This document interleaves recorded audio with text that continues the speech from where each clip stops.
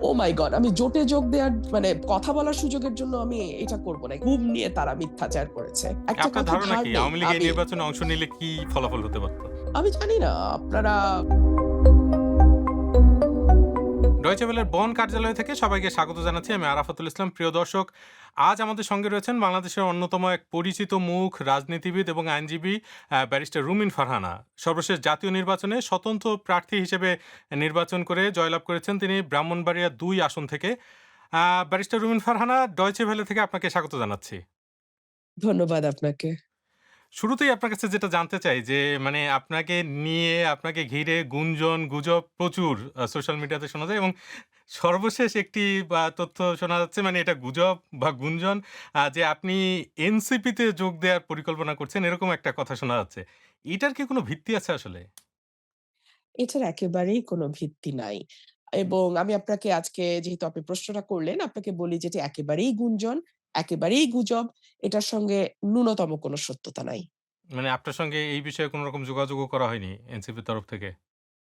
না দেখুন আমি বিএনপি ছেড়ে দেওয়া বা বিএনপি থেকে বহিষ্কার হয়ে যাওয়ার পরে তো আ obviously অন্যান্য অনেক দলই অ্যাপ্রোচ করবে এবং এনসিপিও কিছুটা অ্যাপ্রোচ তো করেছে। ওরা বারবারই বলেছে, "আপা চলে আসেন আমাদের সাথে, আমরা আসেন একসাথে কাজ করি। আপনি জুলাইয়ে মাঠে ছিলেন, আপনার বাসা ভাঙচুর হয়েছে। আপনি একজন মানে ফ্রন্ট লাইনার। সো আপনি আমাদের সঙ্গে যুক্ত হন।" আমি হেসেছি। আমি এটা নিয়ে আর কথা বাড়াইনি। সেটা কি নির্বাচনের আগে না নির্বাচনের পরেও? আম হয়েছে আসলে ওদের সাথে তো আমার কথা পার্লামেন্টে দেখা হয়, কথা হয়। হয়েছে কথা। কিন্তু আমি এটা বাড়াইনি। বর্তমান সংসদে আমরা যেটা দেখছি যে এই সংসদে বিরোধী দল এনসিপি জামাত যে জোট তারা জোট করেছে যদিও ২/৩ হচ্ছে গিয়ে বিএনপির দিকে আছে। তো এই যে জোট বিএনপি এবং সরি জামাত এবং এনসিপির যে জোট, এই জোট সম্পর্কে আপনার মূল্যায়ন কি? তারা এখন পর্যন্ত কি ধরনের মানে কার্যক্রম, তাদের কার্যক্রম কতটা আপনাকে সন্তুষ্ট করছে বা আপনি আসলে কিভাবে দেখছেন বিষয়গুলো?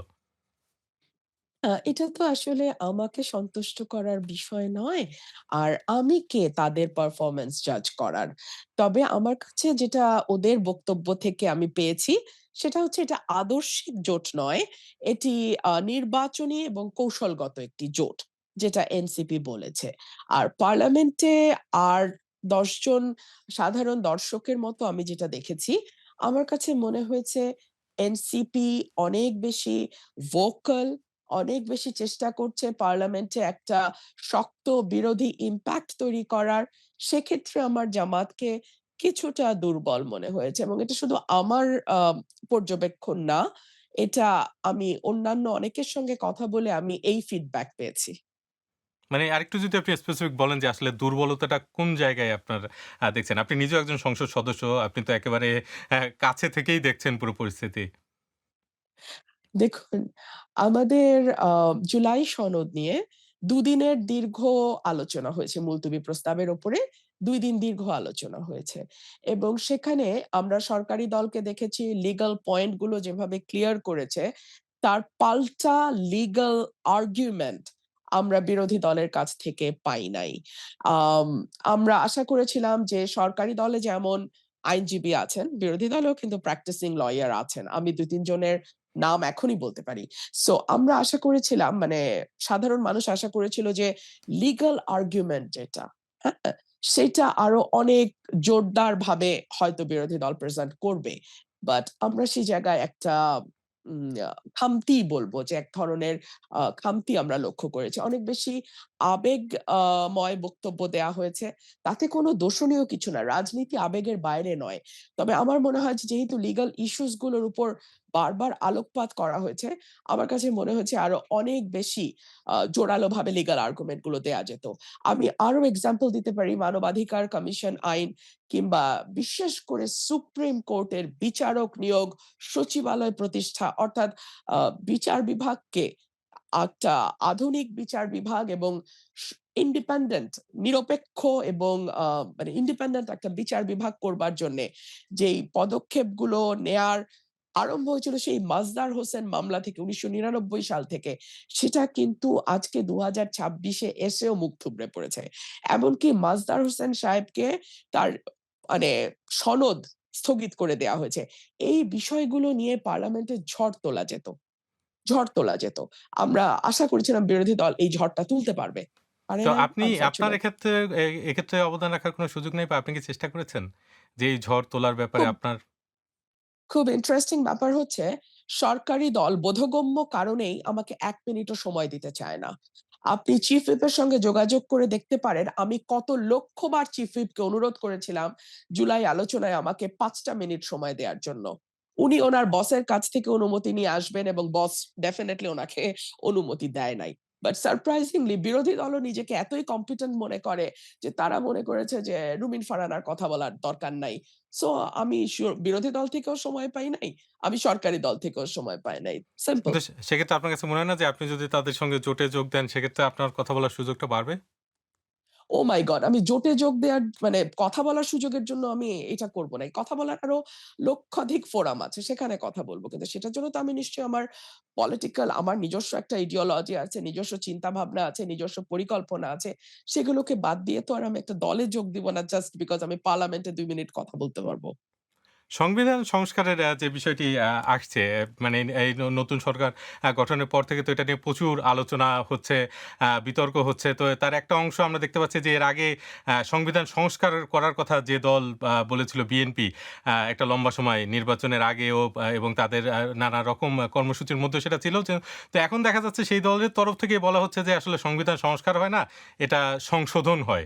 এরকম একটা পর্যায়ে আলোচনা হচ্ছে। আবার একই সঙ্গে এই আলোচনায় আছে যে আ এই যে মানে সংবিধান সংস্কার পরিষদের যে শপথ নেয়ার বিষয়টি সেটাও বলা হচ্ছে যে এটা আমি যদি কোট করি যে সংবিধানে এখনো এটা ধারণ করা হয়নি। ফলে যারা বিএনপির সংসদ সদস্য তারা শপথ নেননি সংবিধান সংস্কার পরিষদে।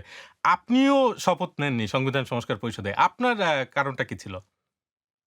আমার যুক্তিটা ছিল যে আপনি এখনো বর্তমান যে সংবিধান, সেটার উপরে ভিত্তি করে এতদূর এসছেন। আপনি যদি ৫ই অগাস্টের পর শুরুতেই বলতেন এটা বিপ্লবী সরকার, এই সংবিধান আমরা মানি না, এই সংবিধান আমরা ছুঁড়ে ফেলে দিচ্ছি। আমরা নতুন সংবিধান রচনা করব। তাহলে আমাদের ২য় শপথ নেয়ার একটা লিগ্যাল ফ্রেমওয়ার্ক তৈরি হতো।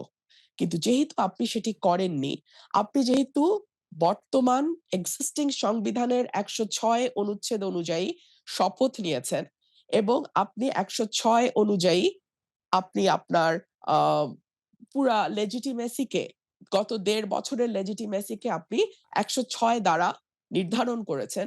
তাহলে তো আর আপনার এই সংবিধানের বাইরে গিয়ে ২য় শপথ নেয়ার আর কোনো সুযোগ থাকে না।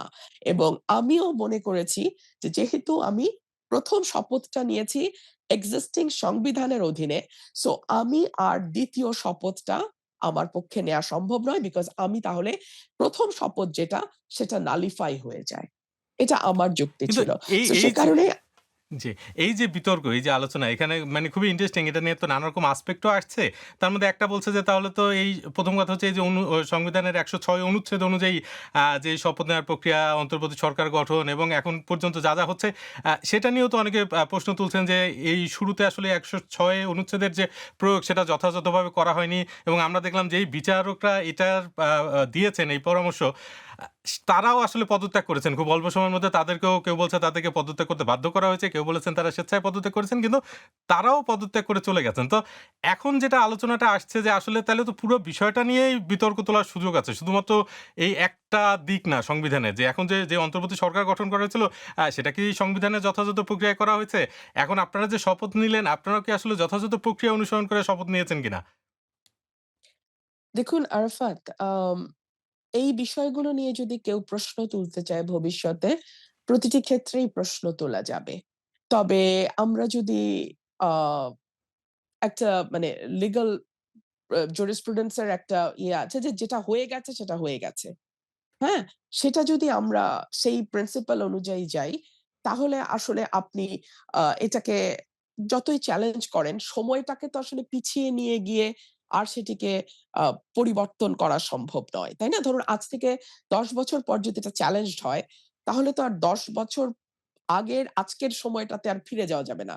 সো যা হয়ে গেছে, ফ্যাক্টাম যেটা হয়েছে সেটা হয়েছে। সেটাকে অ্যাজ ইট ইস নিয়ে নিতে হবে। এছাড়া আর কোন উপায় নাই। তবে হ্যাঁ, সার্টেনলি আপনি যদি লিগ্যাল nitty-gritty তে যান, প্রত্যেকটা জায়গায় চ্যালেঞ্জ করবার অনেক সুযোগ আছে। আচ্ছা। এবার আমরা আরেকটা বিষয়ে যাই যে আমরা গতকালকে YouTube এ একটি জরিপ করেছিলাম। সেখানে প্রশ্নটা ছিল যে, প্রিয় দর্শক, গুম প্রতিরোধ, বিচার ব্যবস্থা সংস্কার সহ বাতিল হওয়া ২০ অধ্যাদেশের বিষয়বস্তু বিএনপি সরকার আবারও বিল আকারে সংসদে পেশ করবেন বলে মনে করেন কি? সেখানে দেখা যাচ্ছে ৮১% দ দর্শক যারা ভোট দিয়েছেন তারা মনে করছেন যে এটা আসলে আর হবে না। আপনার কাছে কি মনে হয়? এটা কি আসলে আপনি এই সম্ভাবনা দেখেন? আমি ৮১% এর মধ্যে পড়ি। আমি কারণ কি? মেজরিটির মধ্যে পড়ি। কারণ কি? এটা এটা যদি আপনাকে দেখতে হয় তাহলে আমাদের আরেকটু পেছনের দিকে তাকাতে হবে। ৯৯ সালে যখন মাজদার হোসেন মামলার রায় হলো, তখন আওয়ামী লীগ সরকার তারা এটিকে কার্যকর করল না। এবং আ তারপরে বিএনপি সরকার আসলো দীর্ঘ সময়। তারাও এটির ব্যাপারে কোন রকম কোন পদক্ষেপ আমরা নিতে দেখলাম না। এরপরে দেখা গেল 111 সরকার যখন আসলো, তখন গিয়ে এই এই রায়টার উপর ভিত্তি করে কিছু পদক্ষেপ নেয়া হয়েছে। সুতরাং এই যে ৯৯ থেকে ২০০৭ ৮ টা বছর, ৮ টা বছরে আওয়ামী লীগও ছিল, বিএনপিও ছিল। কিন্তু তারা কেউ বিচার বিভাগকে স্বাধীন করবার জন্যে কোন পদক্ষেপ নিল না। আমরা এই মামলার রায়টা বাস্তবায়িত হতে দেখলাম না।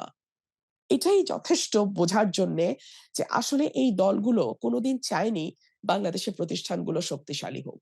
ধরুন এই সরকার যদি আগামী ৫ বছর ক্ষমতায় থাকে, তাহলে তারা খুব বেশি হলে আ ১০ টা ১৫ টা জজ নিয়োগ দিতে পারবে উচ্চ আদালতে। অ্যাপেলেট ডিভিশনে হয়তো ৩ জন বা ৫ জন জজ তারা নিয়োগ দেবে। এলিভেট করবে। নিয়োগ তো না, এলিভেট করবে অ্যাপেলেট ডিভিশনে। সেটার জন্যে এত বড় একটা স্টিগমা তারা নিতে রাজি যে তারা বিচার বিভাগের স্বাধীনতা এই অভ্যুত্থানের পরেও দিতে রাজি নয়। সো এগুলো না আসলে আমাদের পলিটিক্যাল পার্টি গুলোর প্যাটার্ন। এটা আমাদের দেশের মানুষ জানে বলেই ৮১% মনে প্রাণে বিশ্বাস করে যে এই অধ্যাদেশগুলো আর কখনো আলোর মুখ দেখবে না। তবে যেটা লজ্জাস্কর ব্যাপার হবে, যেখানে পলিটিক্যালিও একটা ধাক্কা বিএনপি খাবে। এখন আমার এই কথা শুনে হয়তো বিএনপির তার সিদ্ধান্ত হয়তো বদলাইতেও পারে, আমি জানি না। তারা দেখবে যে আর কয়েক বছরের মধ্যেই যখন তারা বিরোধী দলে যাবে, তাদের ব্যাপারে শক্তভাবে বলা হবে গুম নিয়ে তারা মিথ্যাচার করেছে। জাতীয় আন্তর্জাতিক পরিসরে মিথ্যাচার করেছে। কারণ যদি তাদের নেতাকর্মীরা সত্যিই গুম হতো, তাহলে তো গুম অধ্যাদেশ করতে তাদের কোনো অসুবিধা হওয়ার কথা না। গুম অধ্যাদেশকে আইনে পরিণত করতে তাদের কোনো সমস্যা হওয়ার কথা না। এবং তারা যদি সত্যিই গুমের বিপক্ষ শক্তি হয়, সত্যি যদি তারা চায় বাংলাদেশে গুম না হোক, তাহলে তো সেটার বিরুদ্ধে আইন তৈরি করতে তাদের কোনো বাধা থাকার কথা না। সো কিন্তু আইদার আইনমন্ত্রী তো তারা বলছেন যে নিজে তারা আরো ভালো আইন তৈরি করবেন এবং আরো বিচার বিশ্লেষণ পর্যালোচনা করে তারপরে তারা আ আইনগুলো তৈরি করবেন যেটা আরো শক্তিশালী হবে। আপনি এই কথায় আস্থা রাখতে পারছেন না? আমি তো বললাম আমি পারছি না। এবং আইনমন্ত্রী যে কথাগুলো বলেছেন এটা আপনি যেমন শুনেছেন, বাংলাদেশের মানুষও শুনেছে। কিন্তু ৮১% মানুষ আস্থা রাখছে না। এটা হচ্ছে বাস্তবতা। এবার একজন দর্শকের একটি প্রশ্ন নেই। এমপি হওয়ার পর তার নারীদের জন্য কি পরিকল্পনা আছে বা কোনো মহাপরিকল্পনা আছে কিনা সে ব্যাপারে জানতে চাচ্ছি। এটাই আমার প্রশ্ন তার কাছে। আম একজন স্বতন্ত্র সংসদ সদস্য হিসেবে আমি যদি আপনাকে একদম ব্লাক অ্যান্ড হোয়াইট উত্তর দেই, তাহলে উত্তরটা হচ্ছে এর কোনো ক্ষমতাই আমার নাই।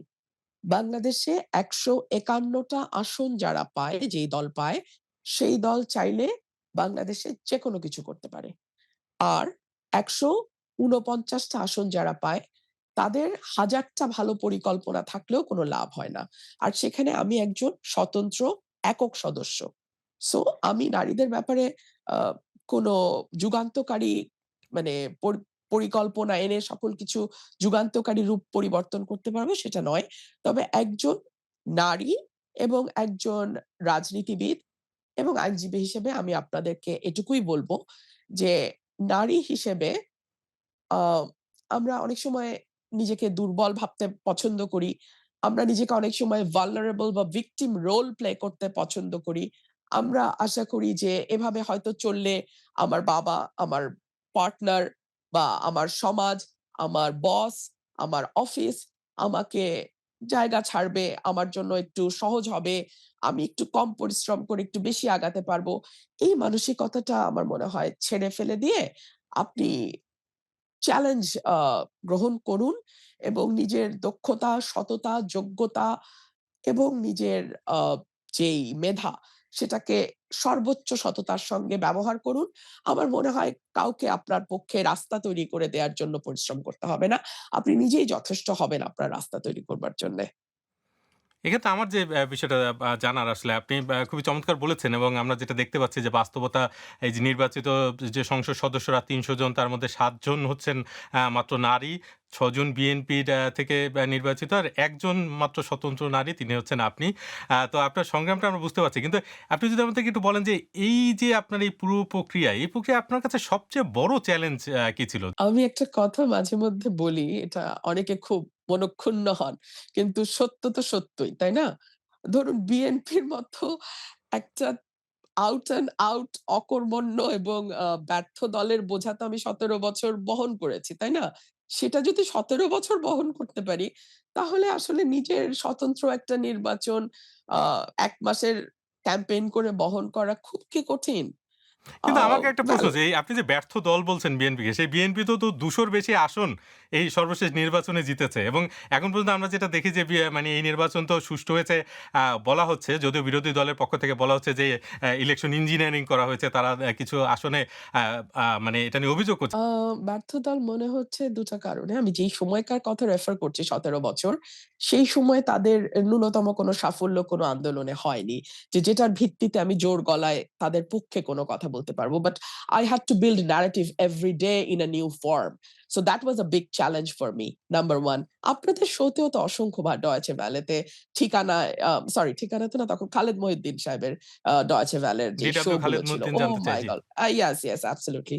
আ ওই শো গুলোতে কি পরিমাণ ডিফিকাল্টি আমাদেরকে ফেস করতে হয়েছে, আমাকে ফেস করতে হয়েছে।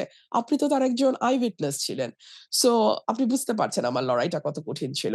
আর ২ হচ্ছে 2/3 majority certainly it's a very big number.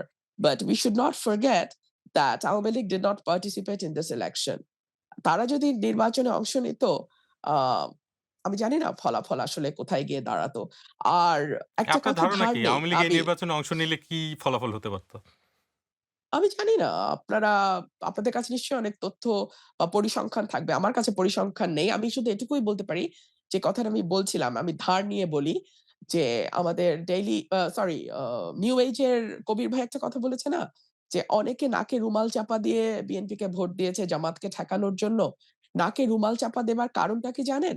কারণ হচ্ছে গত ১৭ মাস অন্তর্বর্তীকালীন সরকারের শাসনামলে বিএনপির নেতাকর্মীরা যেভাবে দখলবাজি, চাঁদাবাজি, লুটতরাজ, মামলা-বাণিজ্যে জড়িয়ে গেছিল, যেটার কথা, যেটার প্রতিবাদ আমি ১৭ মাস ধরে দলের ভেতরে থেকে দলের ব্যাপারে করে এসেছি।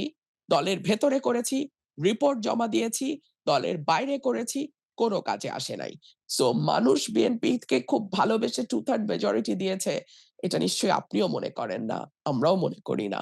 সো এটা যদি সকলে দেখুন, আপনি দেখুন নেপালে যে অভ্যুত্থান হলো, এরপরে কিন্তু নেপালে সরকারে যারা ছিল, তারাও কিন্তু নির্বাচনে অংশ নিয়েছে।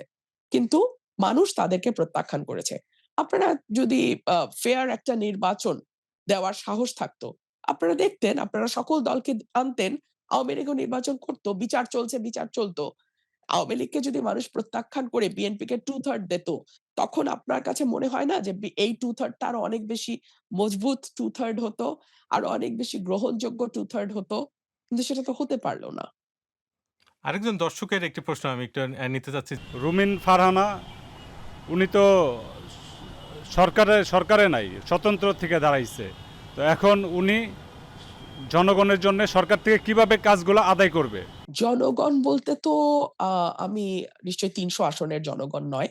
জনগণ বলতে আমি বুঝি সরাইল, আশুগঞ্জ এবং বিজয়নগরের একাংশ।